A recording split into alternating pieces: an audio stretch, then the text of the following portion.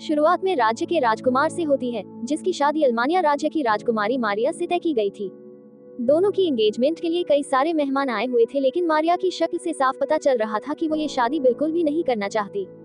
और ये शादी इसलिए करवाई जा रही है ताकि बरसोठी और अल्मानिया राज्य के बीच की जो तकरार है वो हमेशा हमेशा के लिए खत्म हो जाए। आज से करीब 300 साल पहले दोनों राज्य एक हुआ करते थे, लेकिन आपसी झगड़े के कारण अलग हो गए। इन 300 सालों में दोनों राज्यों ने बहुत ही उतार चढ़ाव देखे। एक साथ मिलकर काम करना और अलग अलग काम करने में कितना फर्क होता है, इन्हें पता चल गया। इसीलिए आप 300 साल के बाद इनको समझ आ गया है कि आपसी रंजिश को खत्म करके दोस्ती का हाथ बढ़ा लेना चाहिए, और इसी दोस्ती को मजबूत करने के लिए दोनों राज्य दुश्मनी को रिश्तेदारी में बदलना चाहते हैं, और साथ ही ये दोनों राज्य एक भी होना चाहते हैं। लेकिन जब दो राज्य एक होंगे तो यहाँ का राजा तो एक ही बनेगा। बरसोटी और अल्मेनिया दोनों के अभी के राजा ये चाहते हैं कि जब दोनों राज्य मिले तो उन दोनों में से कोई यहाँ का एक राजा बने। इसी वजह से मामला अटका हुआ है कि आखिर यहाँ का राजा कौन बनेगा। दोनों राज्य में रिश्तेदारी हो जाए, इसीलिए मारिया और डेस्मंड की शादी करवाई जा रही है।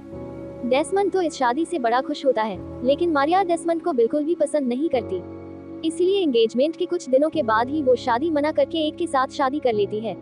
ये दोनों वैसे काफी लंबे समय से रिलेशनशिप में भी थे। इस चीज से बरसोती राज्य की इज्जत का कचरा हो जाता है।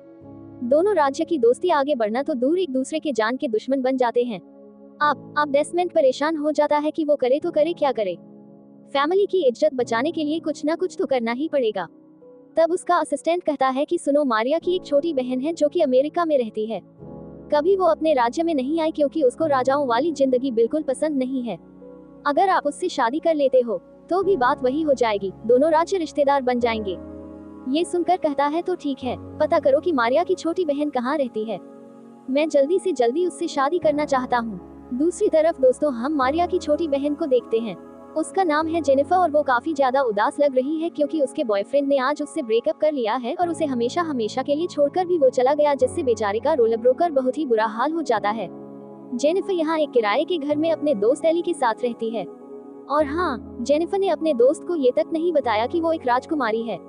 एली कहती है कि यार, एक लड़के के लिए इतना टेंशन क्यों लेती हो, एक जाएगा तो दूसरा आ जाएगा, चल फ्रेश हो जा, हमें काम पर भी तो जाना है, और याद नहीं क्या हमारी आज एक इम्पोर्टेंट मीटिंग है।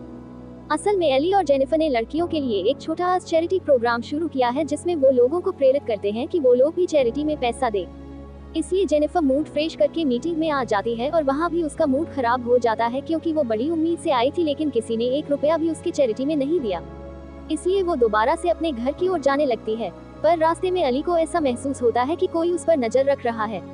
वो डर जाती है कि कहीं हमारा अपहरण ना हो जाए, लेकिन जेनिफर इस चीज पर इतना ध्यान नहीं देती